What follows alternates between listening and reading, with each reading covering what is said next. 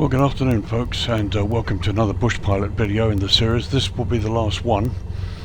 Today we're at NTSWE, where we were in version in number 7. We're going to be doing the short 20-minute flight up to KWARA, which is in the Delta, and we're going to have a look at KWARA camp, which I managed to find, and the airstrip. And then from KWARA we will fly back to MAUN to complete the series.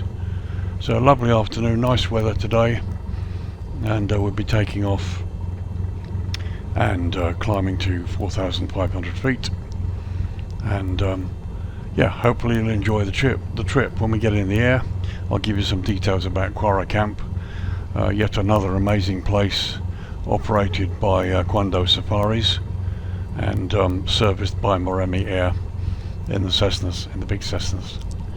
So that's pushback complete. Let's just get started and taxi onto the runway.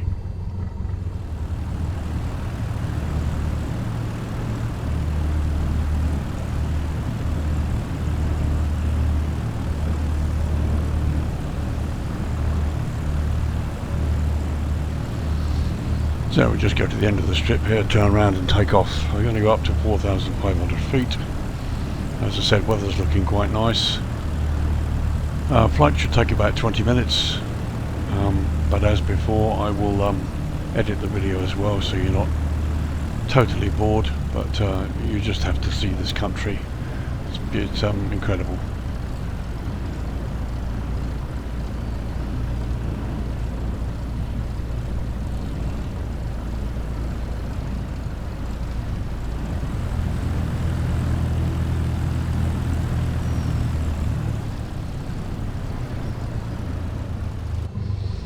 Okay, we're ready to go.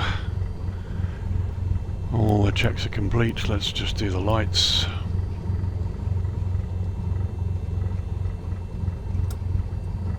The lights and strobes are all on. Everything checks there. So we take off and then a left turn and then climb onto track. So flaps are set, trim is set, here we go.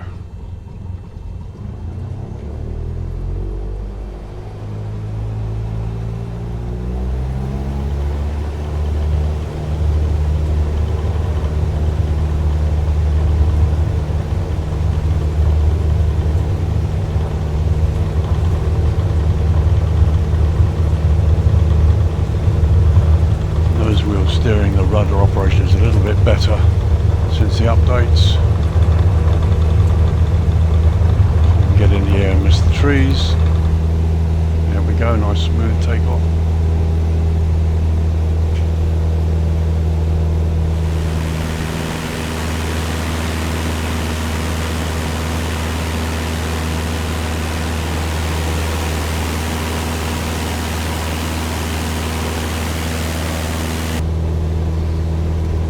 Up.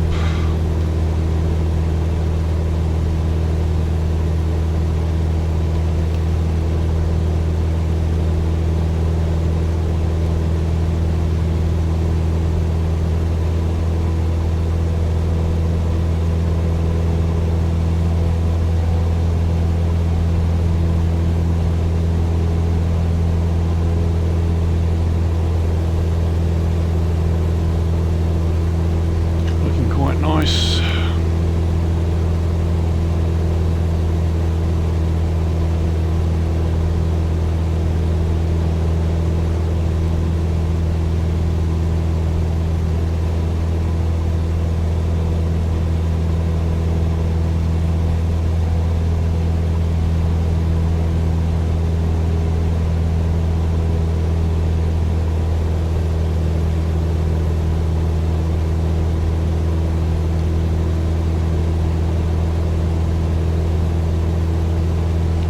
Strip. You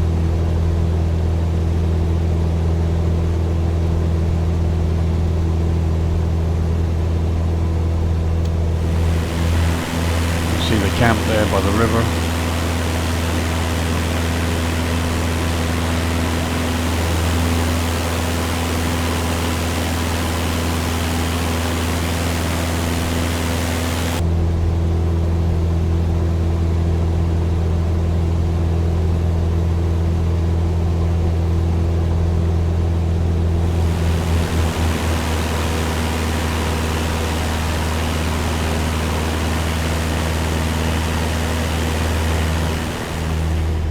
Okay folks, here we are at 4,500 feet. We're on course, 19 miles to go, so it's not very far. It's really quite a short flight. Let's give you some details while we're in the air. So we're going to KWARA Camp. KWARA Camp sits on a really nice secluded lagoon, overlooks this lagoon. It's a beautiful sight. There will be some pictures coming up in the video to show you. It's good for access to the Delta's waterways and the land areas. It's great for game viewing. KWARA offers game drives, day and night ones, fishing when the season is from March to December, and they also have double-decker boat trips and escorted tours out into the bush. Camp itself has been rebuilt and is now a much larger camp. It has 9 canvas tents. Each tent has a large deck which overlooks the lagoon, has an ensuite bathroom, indoor and outdoor showers. Centre of the camp is the main area and has a dining area, lounge and a curio shop. We've got 2 small pools there, areas, with a poolside bar and lounges. And KWARA itself is 15 minutes from the airstrip.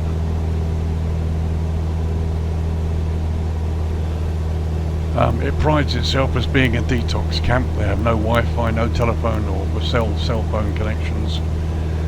You need to be minimum of 18 years to be able to go there. KWARA sits on a private reserve spanning 432,000 acres. That's huge. It shares a 30-kilometre waterway boundary with the Maremi Game Reserve.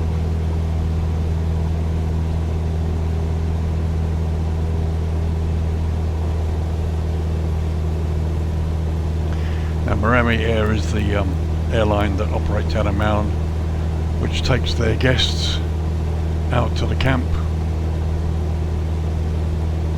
And as I've said before in the other videos, what normally happens is the tourists fly into Johannesburg mainly, and then from Johannesburg Air Botswana takes them up to MAUN, which is the main point in the northern part of Botswana, and then from MAUN they're ferried out to the various camps, KWARA included, by light aircraft. They have a strict weight limit on these Cessna aircraft, 20 kilos per person, and also there's a limit on hand luggage. So basically the guys coming out to do wildlife filming with the camera equipment, they have to make special arrangements. But generally no problem at all. So I hope you've enjoyed this series. Those of you who are just coming fresh to this last one, feel free to have a look at the other ones. Flight Simulator 2020 has modelled Botswana and the Okavango Delta and the bush really well. It's been a real joy to fly around it and discover it. I hope you guys have found some fun with it too. Just an incredible place. I'll get a couple of quick views for you from the drone camera. As you can see, really stunning sort of scenery here. The only thing we haven't seen in any of these trips is animals, which is incredible because Botswana is one of the best places in the world to see wildlife and wildlife game. But as you can see, the terrain, the bush, has been really beautifully modelled in my opinion. I think it's really, really nice. Absolutely stunning. It's been just great fun. A real joy to fly and look over this terrain. So we're just under 10 miles out from KWARA. So let's come down to 4,000 feet. Now the KWARA camp is located literally 15 minutes away from the airstrip, and it's literally sort of west-southwest of the strip. So first thing we'll do is we will overfly the strip at 4,000 feet, and then I'll turn out towards the lagoon and we'll come back towards the strip over the lagoon so you can see the camp, how it's represented here in Flight Simulator. So KWARA itself, the airstrip is fairly rustic. It's again one of the really Typical bush strips out in this part of the world. Quite a long runway. You have to remember Botswana in this time of the year, December, January, temperatures are really hot. Some of the temperatures get up to 40 degrees sometimes. But so you generally experience longer takeoff runs. So the runways need to be fairly long, and almost certainly everything is a flat takeoff. Never flapless. So here we are, sort of hitting 4,000 feet now. Get a chance to have a closer look at things.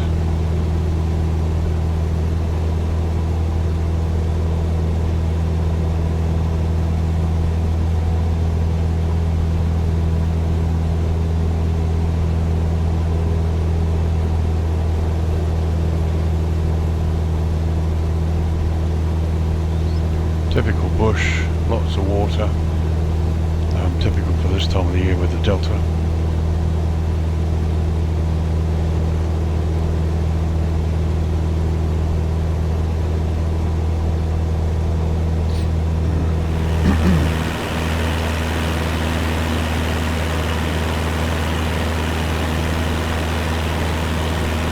As you can see, just fantastically modelled.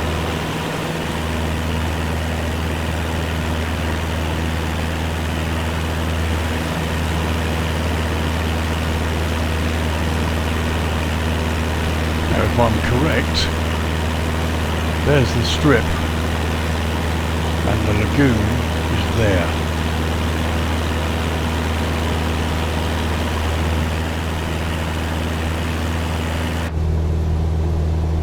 Yep, there's the strip, 2 miles.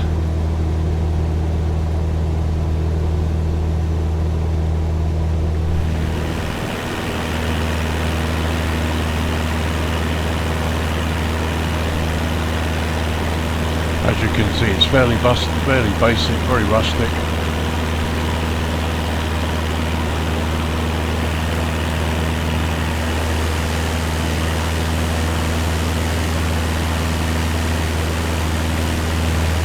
There's the lagoon.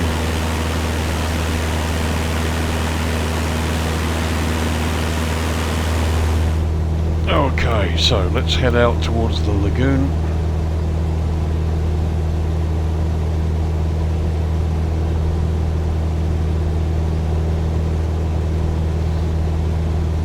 Just take the autopilot out and we will go into slow flight.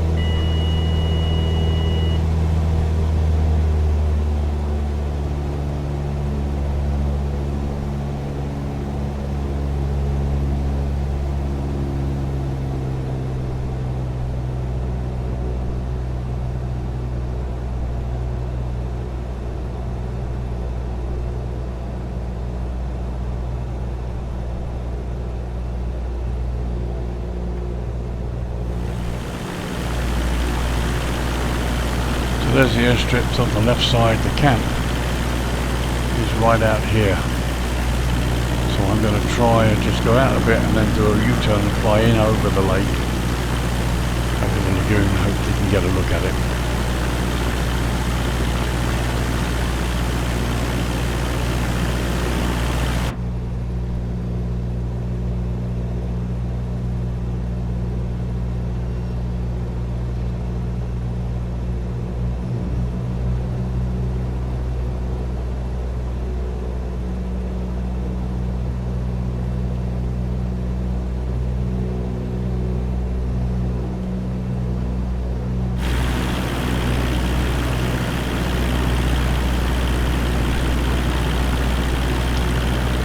This is the lagoon. Just on the right side you will see the camp, just here. You should see the plunge pool as well. There it is, right here. Nice little camp, right on the lake, literally right on the lake.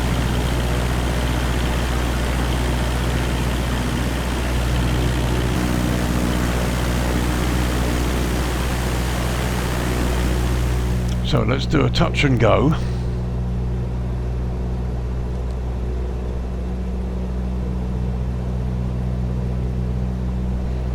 eventually we'll do a landing here into the strip,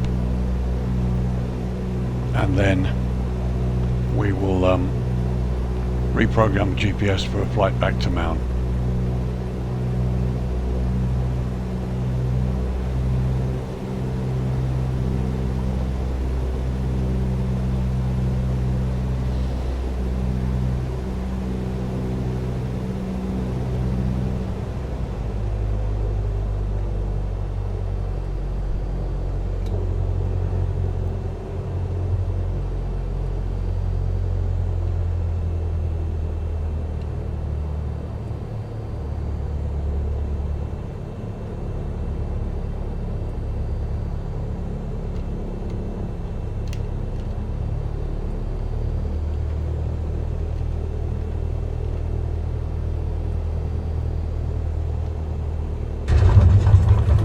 Fairly decent.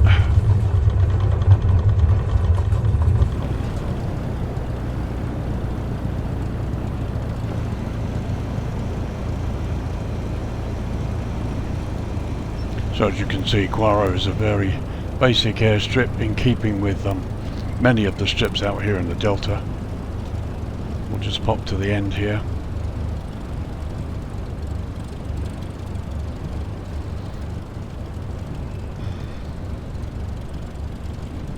So that was a nice, certainly for me, it was a pleasure to find the camp. As I say, luxury camp that does extend right across the lagoon, all of the 9 tents, and all of the accommodation overlooks the lake. Some beautiful sunsets you get around here when the weather's nice. Okay guys, welcome to KWARA Airstrip. Hope you enjoyed that little trip over the camp and the lagoon there. So now we'll reprogram the GPS for a flight back to MAUN. It takes about 35-36 minutes, and again I will talk a little bit about MAUN and about what happens, and we will edit the video down so you can see just the best bits before we make a nice landing into MAUN. So I'll see you in a minute.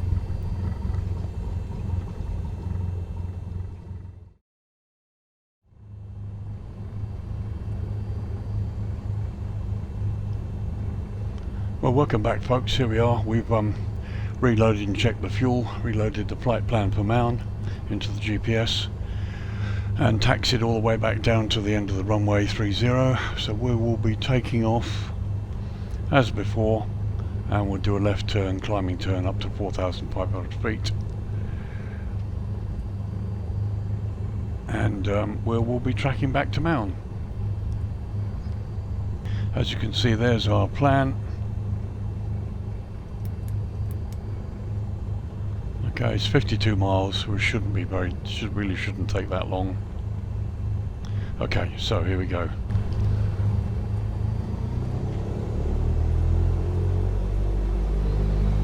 Okay, got a full power. As I say, with over 3,000 feet above sea level here, so we lean the mixture back a little bit in order to get the engine up to power. So airspeed to live.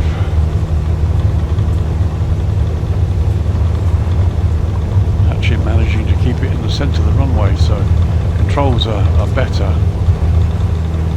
There we go, lifting off. Now I've timed this, so hopefully we'll get a bit of sunset as we approach MAUN.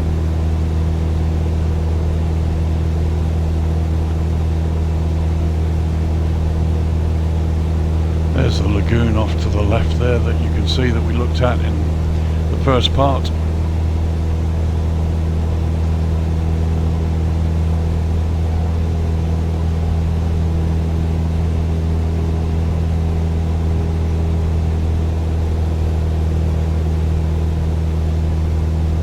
Beautiful countryside. I just love the way they've done this.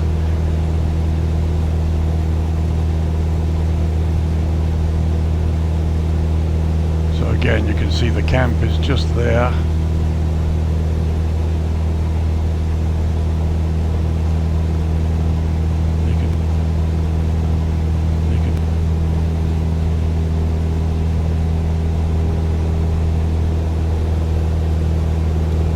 Laps up.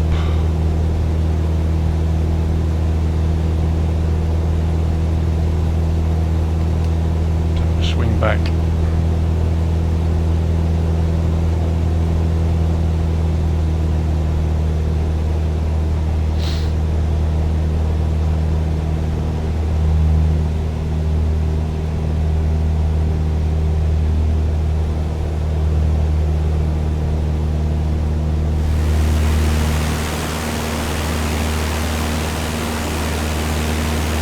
And there's the camp.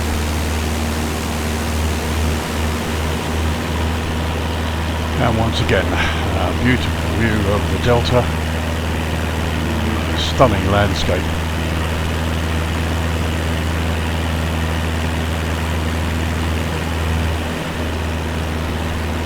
Just incredible the way this has been done. Very, very nice indeed.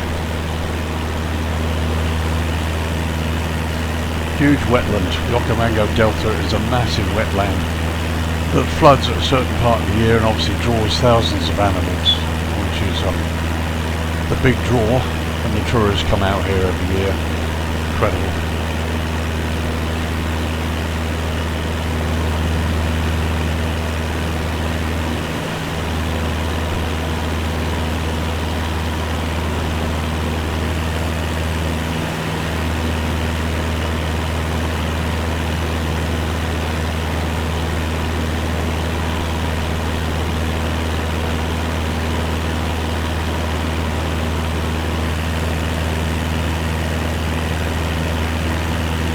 Still can't see any animals, but then I guess we can't have everything.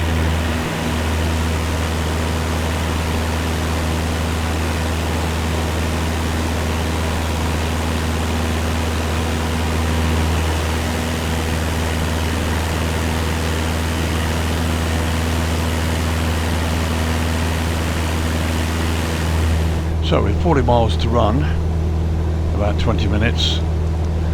Let's just give you a few facts and figures, a little bit of information. So we're heading for MAUN. MAUN is often sort of known as a bit of a frontier town, but if any of you have watched the Bush Pilot series that was on Dave in 2010-11 I think it was, which is what my series is based on. You can find it on YouTube. There are some episodes. Not sure if the whole 10 episodes are available on YouTube, but certainly I know episode 1 is, and they basically describe the sort of flying that we're doing, only rather more interesting and rather more special. So MAUN, as I said, is the sort of the main frontier town. Botswana's wildlife is world renowned, and every winter, sort of November, December, January, tourists, rich tourists, come out from all over the world and fly into South Africa, usually Johannesburg. They then transfer to Air Botswana, and it's usually a 146 Whisper jet that then takes them up to MAUN, daily flights into MAUN. And then when they get off at MAUN, there's a series of companies such as Miami Air. It's just one of about 19 companies that operate small light aircraft out of MAUN, and they ferry the tourists into the camps. Now the Okavango Delta is one of the huge, biggest wetlands in the world, and famous for its wildlife, and so it's full of luxury camps in various parts of the delta, and these camps are seriously luxurious. You'll have seen in some of the pictures, and they're not cheap, anywhere from sort of 800 to 1200 pounds a night per person. You're treated like real luxury. Stunning camps in stunning locations, and of course the big draw is the wildlife, being up close and personal with the big game. And Miami Air is just one of the companies. There's Wilderness Air, Mac Air, Air Shikawi. These little airlines operate out of MAUN, and they ferry the tourists into the camps. And the Okavango Delta is full of airstrips, some of them close to the camps, some of them takes a little bit further to get there. As I say, this NTSWE, this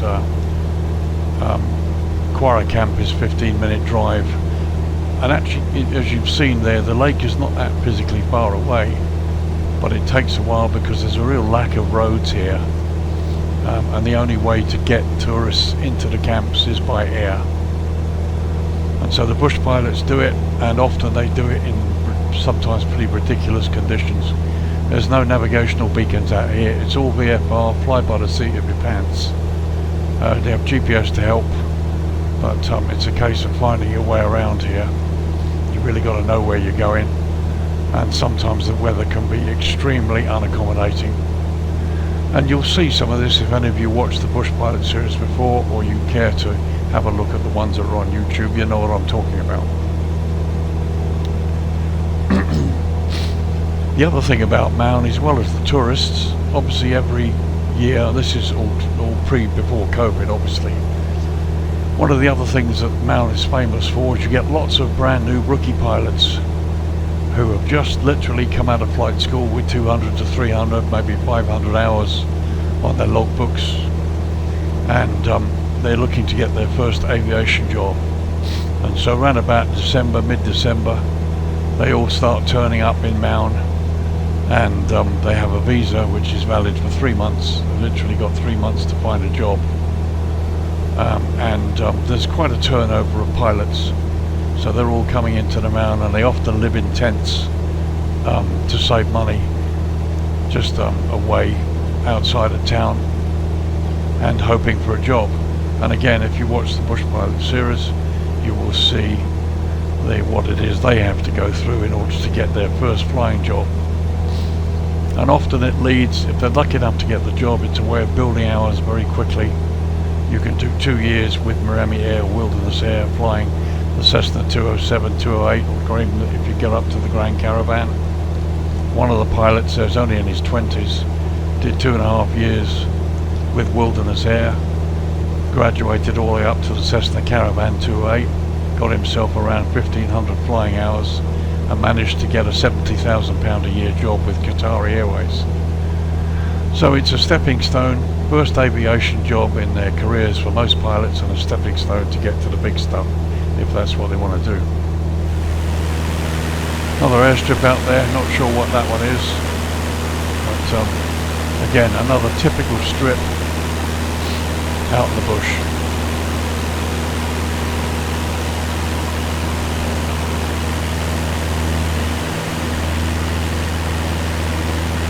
As you can see, the sun's beginning to drop now, so hopefully we'll have a nice evening landing into MAUN to end up the day and finish the series.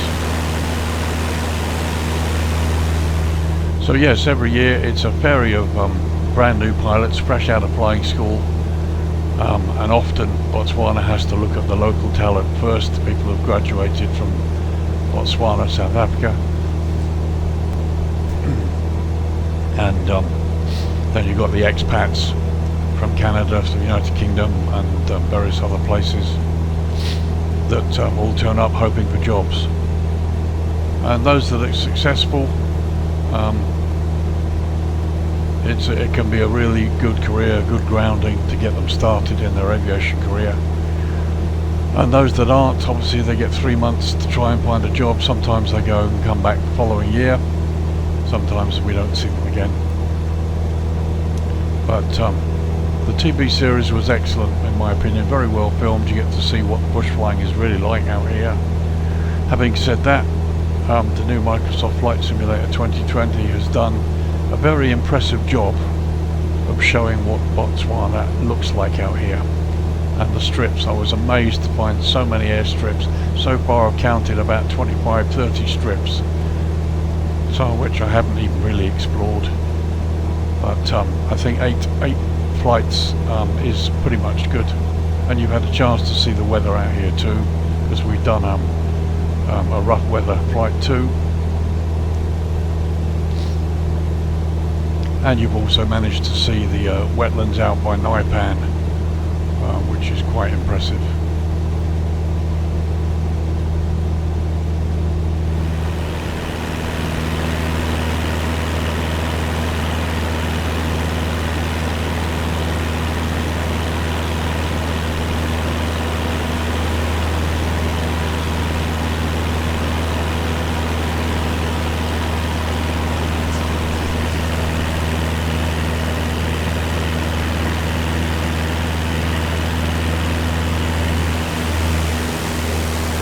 But all I can say is that's me, then I'm sitting in the wrong seat.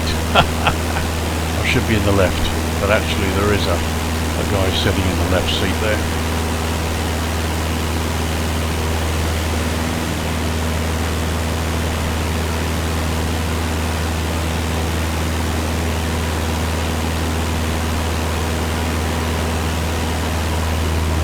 Okay, just over 9 miles out now, about 4 minutes, and as you can see the terrain is changing a little bit more. We're getting close to the outskirts of MAUN now.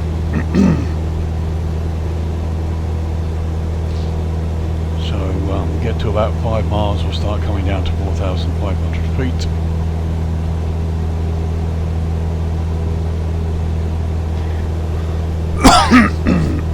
And we'll head west on the downwind leg.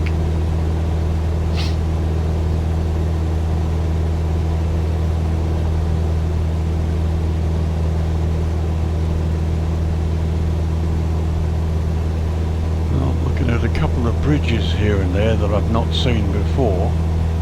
Obviously flown over this terrain quite a bit, having various hops out of MAUN to the different strips. But we've got some sort of bridges here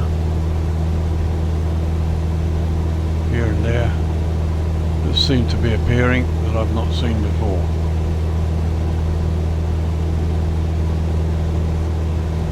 So 6 miles out, and then you can see the town of MAUN starting to appear.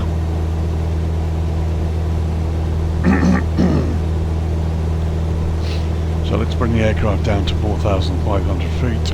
Oh, sorry, down to 4,000 feet. It's interesting when you get close to MAUN and you look at the runway, it looks absolutely massive, and it is. It's a huge runway. Where it has to be, because you've got aircraft landing in temperatures above 40 degrees a lot of the time in the summer, and whether it's jet or prop, it means long takeoff runs, even at low weights.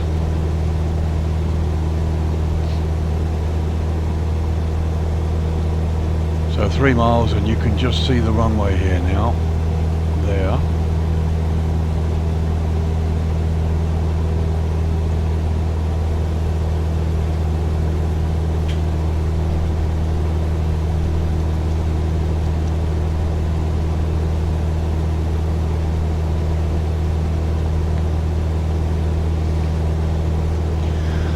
So 2 miles, let's come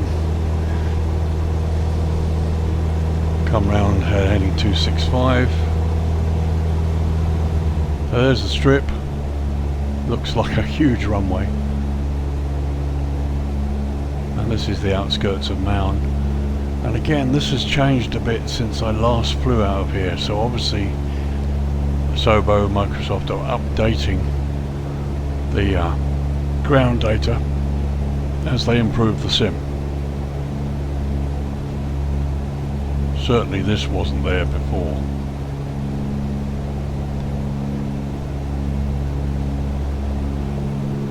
Okay, let's disengage autopilot.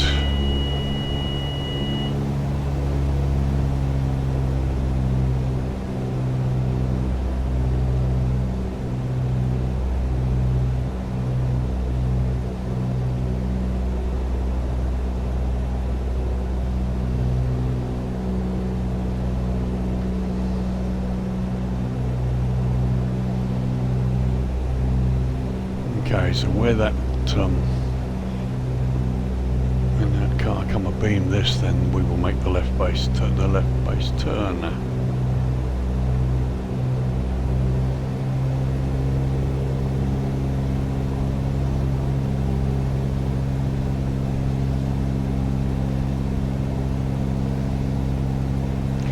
Okay, there it is. So let's turn 170.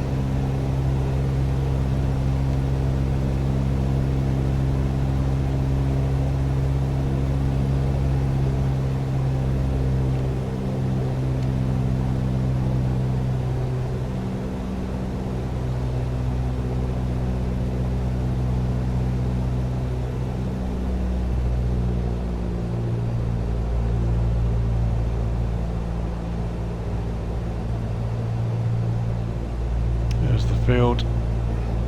Flap 1 please.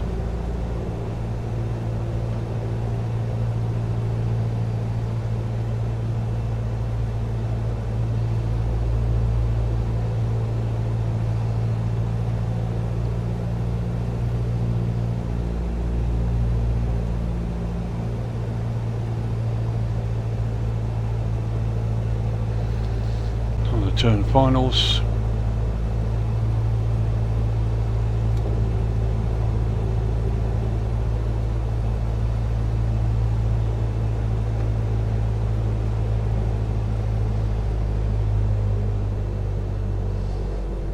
Flaps full.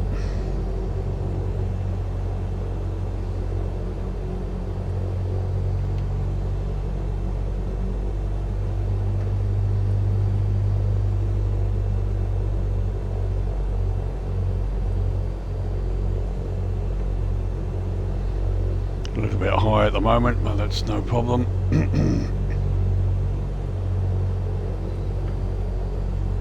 Okay, glide slope's coming in now.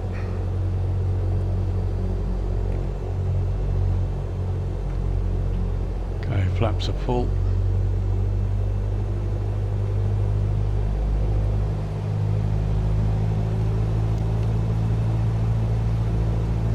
See if we can make this last one a good one.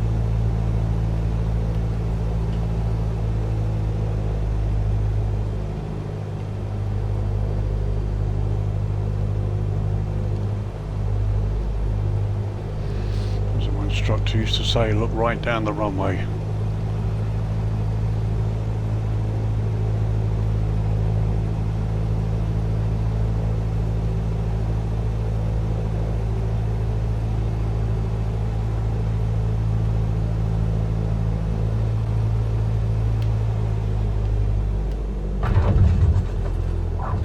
Not bad.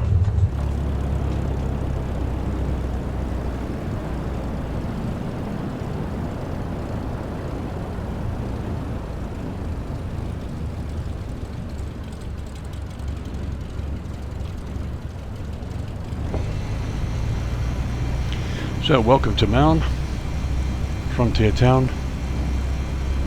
Now we'll just taxi in, actually, and have a look and see what's changed, if anything.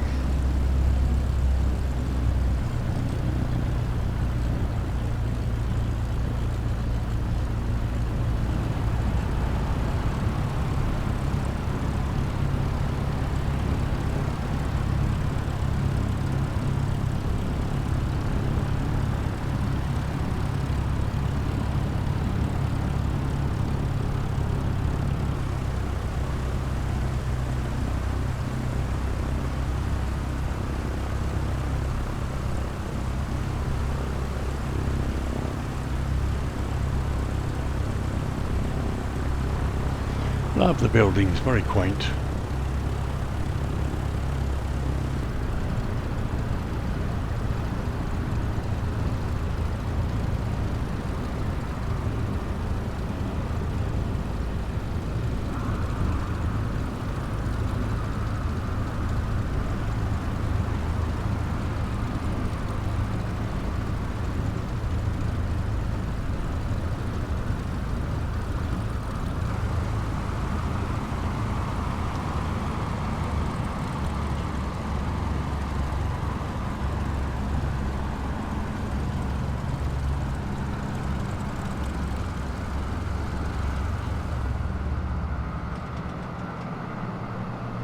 Okay, welcome to MAUN, folks. Not a bad little flight there, 38 minutes, and hopefully you've got to see some interesting countryside. So before we go, I'll just do a quick drone camera shots around MAUN so you can have a quick look before we go.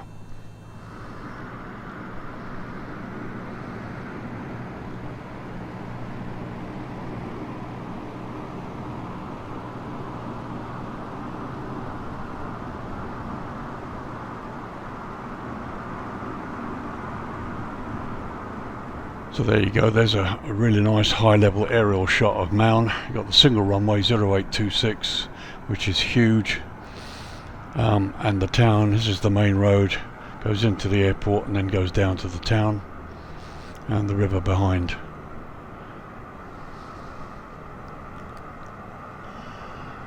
Typical frontier town.